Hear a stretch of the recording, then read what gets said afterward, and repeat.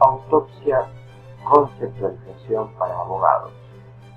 Vamos a desarrollar en los próximos minutos la conceptualización de la autopsia en afán de ser entendida por un público ajeno a los conceptos de la medicina.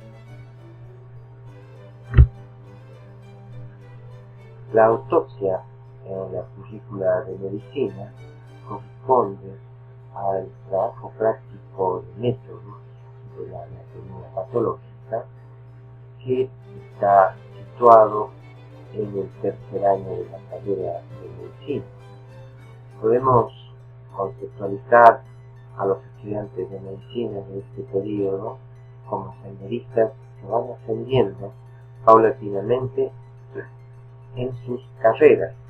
En este punto, en este caso, han transitado y recorrido 2 años hasta llegar a este tema.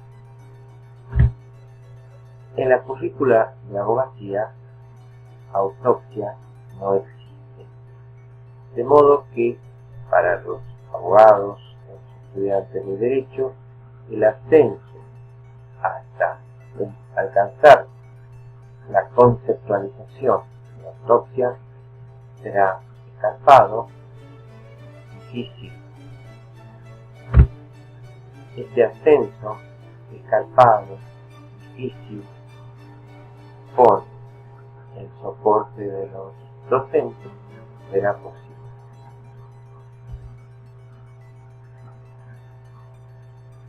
Autopsia.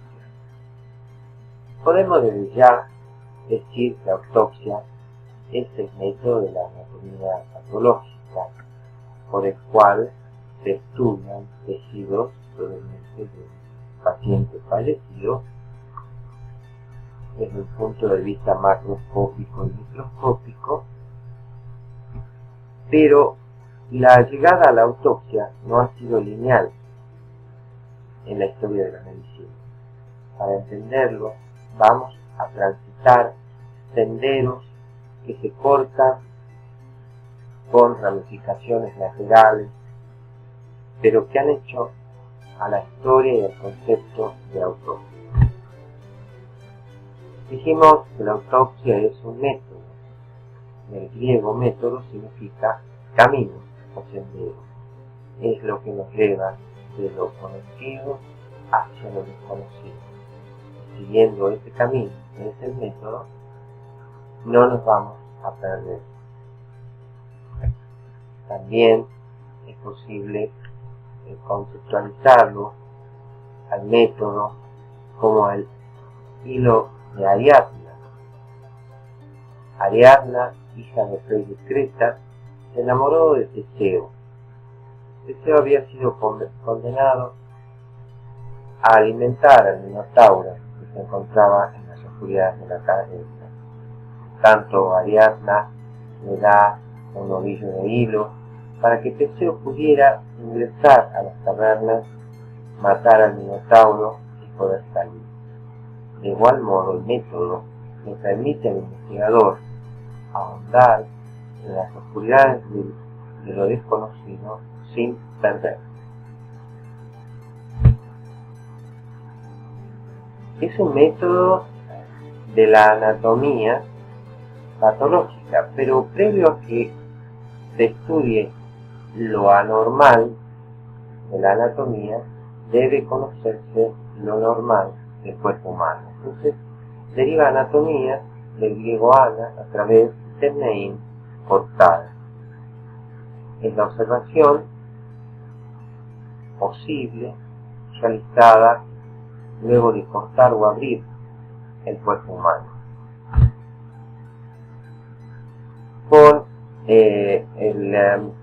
hasta, digamos, en la época antigua, el estudio anatómico estuvo muy obstaculizado por las creencias religiosas, de modo que los primeros conocimientos del cuerpo humano tuvieron origen a partir de disecciones en animales. En este caso se destaca la figura de Galeno, que es el que comienza a hacer las disecciones de animales, y él hace una traspolación y describe la anatomía humana como similar a la de los animales. Por supuesto que después se determinó que estas descripciones eran muchas de ellas erradas. La Iglesia toma las descripciones de Galeno como irrefutables y prohíbe cualquier cambio o modificación.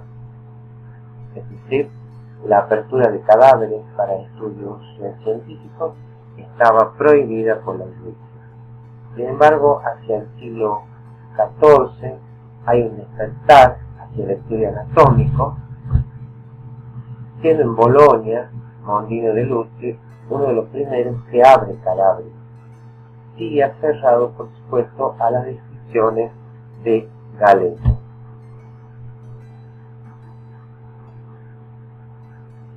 Se destaca, como decimos, en Bolonia, hacia 1300, Mondino de Luzzi. En algunas representaciones gráficas se lo observa presidiendo una disección cadavérica.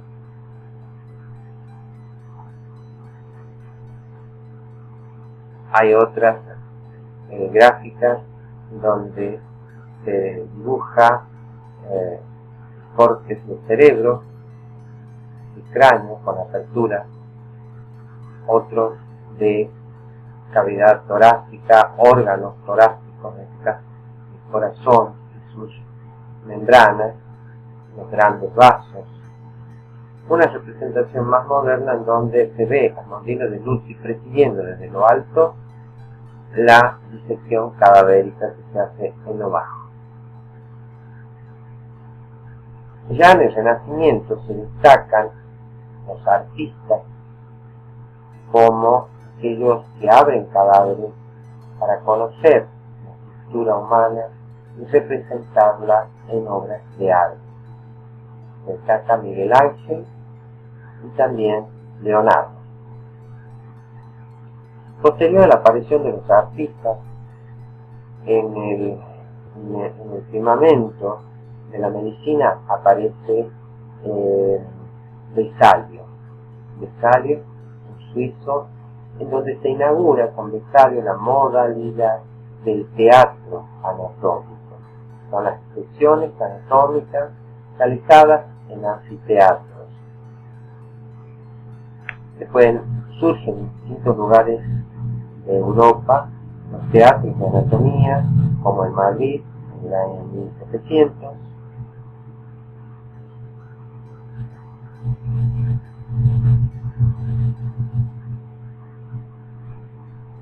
Vemos uno más reciente, en 1800, como el Teatro de Anatomía de Inglaterra.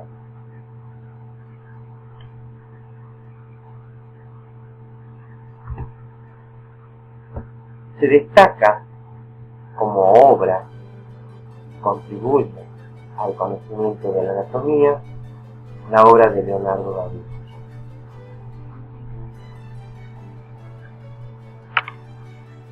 Con descripciones muy precisas, dibujos de gran belleza y de gran detalle. La obra de Da Vinci es la más cercana a una obra, digamos, anatómica. Posteriormente, entonces, a la aparición de los artistas dan nacimiento a la anatomía como disciplina que será integrada a la carrera de medicina. Se destaca el primer anatomista, Vesalio, que ya hemos mencionado, y quien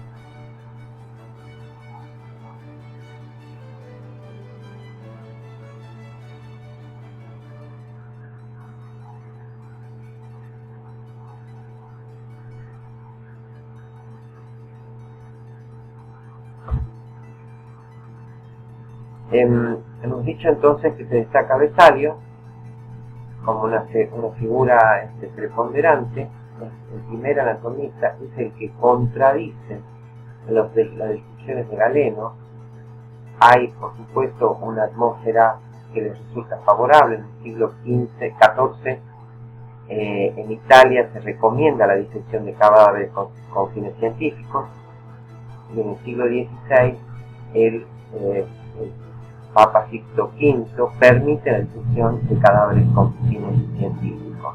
Con este espacio más abierto, las disecciones cadavéricas con fines científicos se hacen con más frecuencia.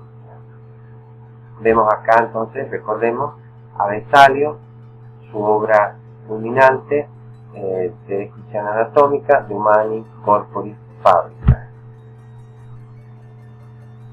Michel Foucault describe en El nacimiento de la clínica lo que sucedía en Francia al respecto de la apertura de cadáveres.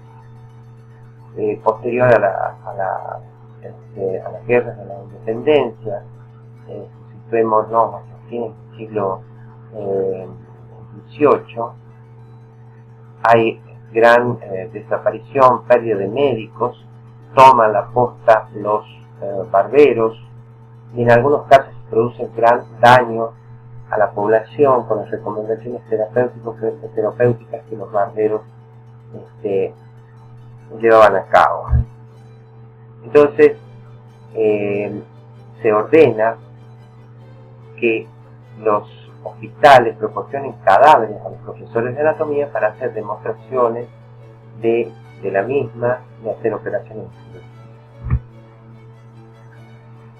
En Inglaterra, hacia principios del siglo XIX, situémonos en 1830, 1840, tienen fama los ladrones de cadáveres. Eran muy importantes las clases de anatomía. Estas se desarrollaban principalmente en invierno por la putrefacción de los cadáveres.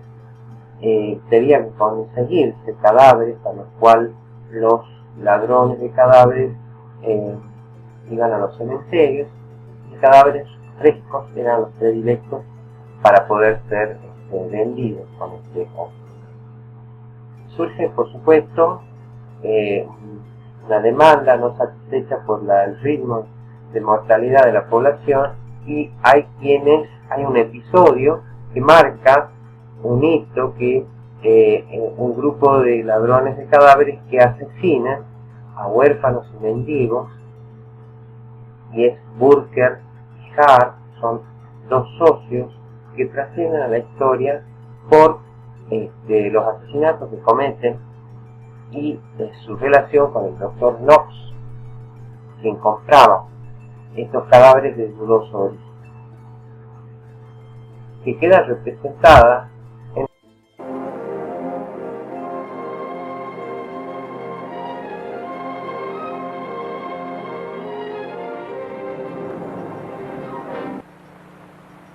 ¿Sabes de dónde son los cadáveres que diseccionamos? Del cementerio municipal. Son los cadáveres de los más pobres. Eso es lo que dicta la ley. Pero no son suficientes. No hay bastantes.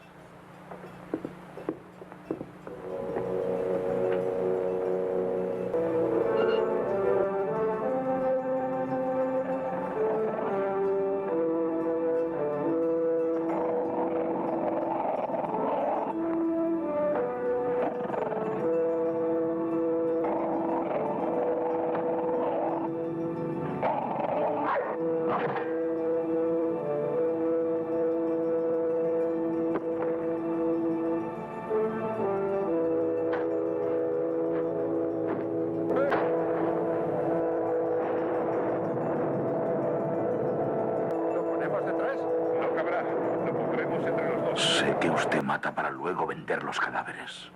¿Qué? Deme dinero, o le diré a la policía que es usted un asesino.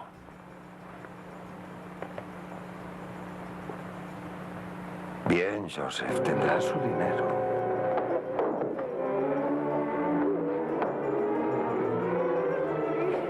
Márchese de aquí. No puedo hacerlo, ya he oído a McFarlane. Sálvese, señor Fettes. No sé en absoluto. Pero Gray solo es un ladrón de cadáveres que vende los cuerpos para ganarse la vida. Muy bien. Se lo suplico, se lo Jamás ruego. conseguirá librarse de mí, Tony.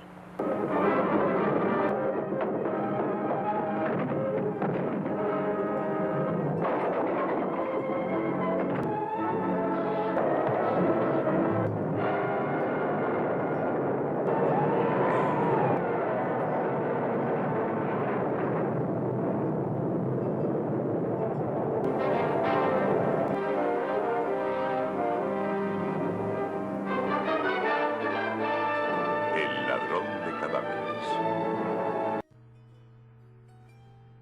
Hasta aquí hemos descrito lo que ocurría en distintos momentos históricos en distintos lugares de Europa respecto de la apertura de cadáveres.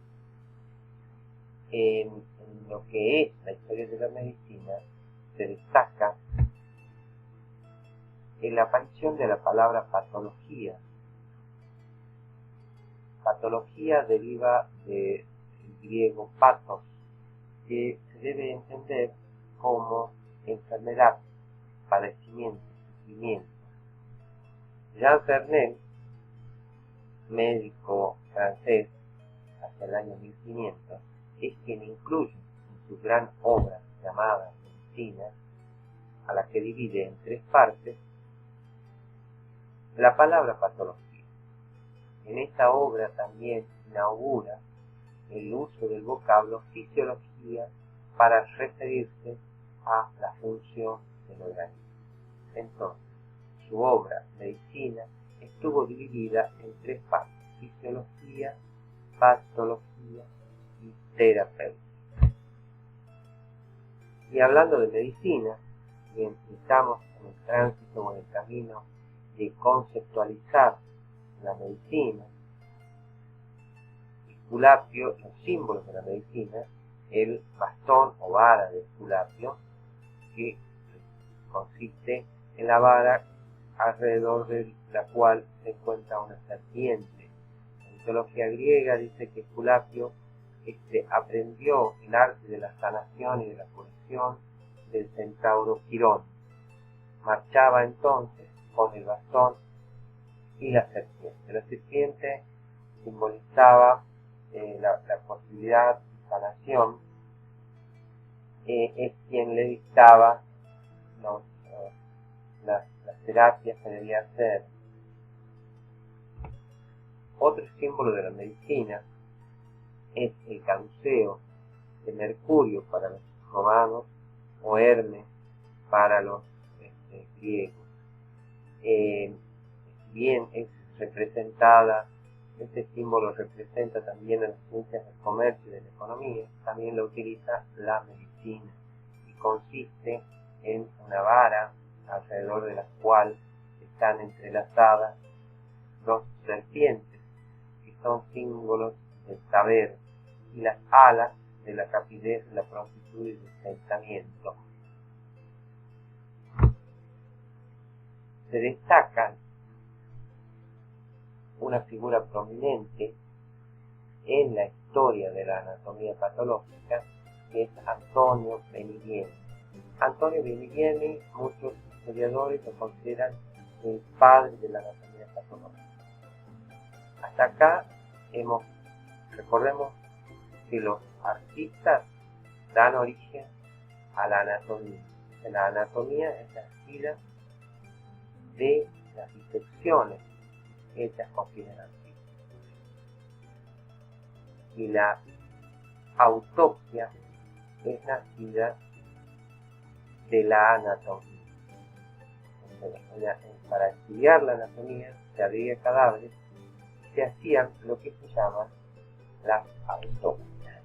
En ese mismo acto, entonces Benivieni, médico, profesor de anatomía, muy curioso y observador de los padecimientos de sus pacientes, decide indagar en la causa del fallecimiento de los mismos, abriendo el cadáver y observando las alteraciones anatómicas. Entonces, Benivieni es el padre de la anatomía patológica porque el que inaugura el método de la autopsia. Este método es mejorado, profundizado por el profesor Morgagni hasta el año 1700 y es el que diseña la mesa hasta el día de hoy en la que se realizan las autopsias, que consiste en un sistema de drenaje que permite que los fluidos puedan escapar hacia una colectora de los mismos que se encuentran por debajo de la mesa. Se dice que Giovanni Battista Morgagni realizó en su vida 700 autopsias, en las cuales se realizaba la correlación anátomo-clínica, es decir, se unían los síntomas que el paciente tenía en vida con los hallazgos, las alteraciones observadas al abrir los cadáveres. Carl von Rokitansky se dice de él que realiza 100.000 autopsias en su vida. Hasta acá estos personajes son los que se destacan en la etapa de la anatomía patológica macroscópica, es decir, lo que se ve a ojo desnudo en los cadáveres. Surge un nuevo hito y un cambio de época en la anatomía patológica, con la aparición de Rudolf Virchow, quien habla de que las enfermedades radican en estructuras microscópicas que son las células. Él dice que toda célula proviene de otras células y que el proceso patológico consta de biología, patogenia, cambios morfológicos y manifestaciones clínicas, que serían las alteraciones funcionales. Entonces, hasta acá decimos, recordemos, es un método de la anatomía patológica por el cual se hace un estudio macroscópico y microscópico. Se desarrolló paralelamente la técnica histológica, es decir, lo que permite ver a un órgano, a un tejido a mayor aumento. Un tejido debe ser estudiado, medido, como en este caso se ve un fragmento de piel cuadrangular con tejido adiposo. Esta piel se halla centrada por una lesión que corresponde a una herida de arma de fuego. Una vez que se selecciona lo que se va a estudiar microscópicamente, se procede a la técnica histológica que permite obtener un preparado coloreado que permite el pasaje de la luz y por lo tanto ser observado en microscopio. Otro hito en la historia de la anatomía patológica es el concepto de tejido, aportado en 1700 por un joven médico francés, Xavier Bichat, quien publica el Tratado de las Membranas, en el que describe la existencia de 21 tipos de tejidos. Él dice que las enfermedades radican más que en los órganos, en los tejidos.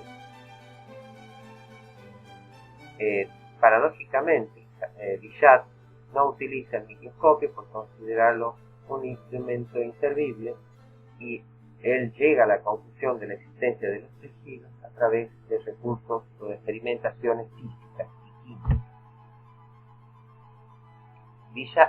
Xavier Bichat aporta un concepto sobre la muerte, recordemos, Mort, diosa de la muerte, y considera que la muerte es el cese de las funciones vitales, respiración, circulación y sistema nervioso. Vida, dice él, es el conjunto de funciones que resisten a la muerte.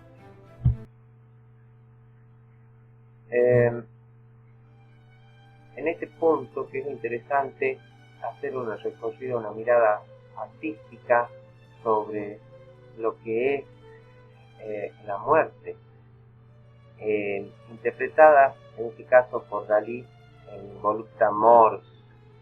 En este caso, Dalí posa junto a un grupo de modelos que construyen con sus cuerpos, representan la calavera.